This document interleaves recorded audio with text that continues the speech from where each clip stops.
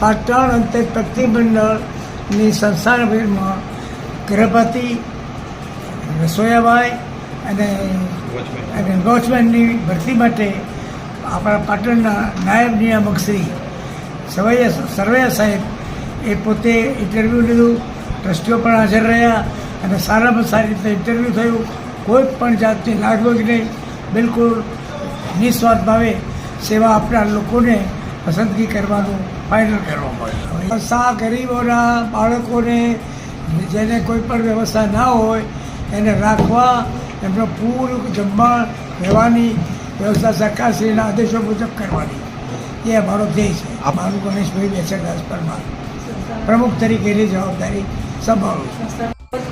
તારીખ 13/6/2024 રોજ પાટણ અત્યંત પ્રગતિ મંડળના સરનામે ઓફિસે આજરોજ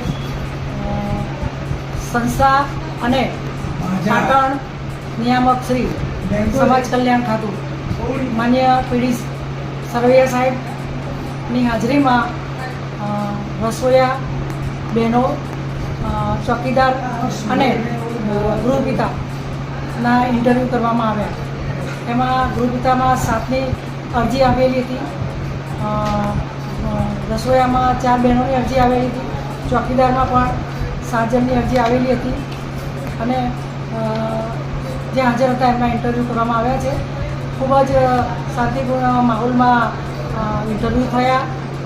અરજદારો અને ઇન્ટરવ્યૂ ધારકો અને સંસ્થાના ટ્રસ્ટીઓ સાથે બેસીને સ્વરૂચિ ભોજન લીધું અને આજે અમારા ટ્રસ્ટીગણમાંથી માન્ય શ્રી ગણેશભાઈ પરમાર સાહેબ, હું પોતે, મધુબેન અને રાજેન્દ્રભાઈ, અજયભાઈ એ સૌ અમે હાજર રહ્યા અને ખૂબ જ સારા વાતાવરણમાં ઇન્ટરવ્યૂ લેવામાં આવ્યું છે.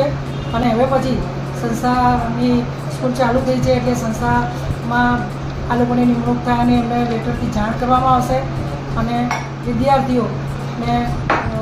વિદ્યાર્થીઓની ભરતી કરવામાં આવશે. અમારી સંસ્થા ખૂબ જ જૂની છે, મતલબ કે ઘણા વર્ષો પહેલાંની નોંધણી થયેલી છે. પહેલાં પણ અમારી છાત્રાલય ચાલતી હતી અને હવે પણ અમે ફરીથી છાત્રાલય શરૂ કરી છે. તો અમારે ત્યાં અનુસૂચિત જાતિના ગરીબ અને નબળા વર્ગના બાળકો અભ્યાસ અર્થે આવશે. એમને રહેવા, જમવા અને શિક્ષણની મફત આપવામાં આવશે અને ખૂબ જ એની કાળજી લઈ અને એનું પોષણ જતન કરવામાં આવે. અમારી સંસ્થામાં બધી જ સુવિધા છે અને આ વખતે સંસ્થામાં નવીન કેમેરા પણ લગાવ્યા છે. એટલે બાળકોની સંસ્થા હોય, કેમેરા હોય તો બાળકો સાથે કોઈ અજુગતું અથવા અનિચ્છનીય બનાવ ન બને તે માટે કેમેરાની ખૂબ જ જરૂરિયાત હતી. એ પણ અમારી સંસ્થાએ પૂરી કરી છે.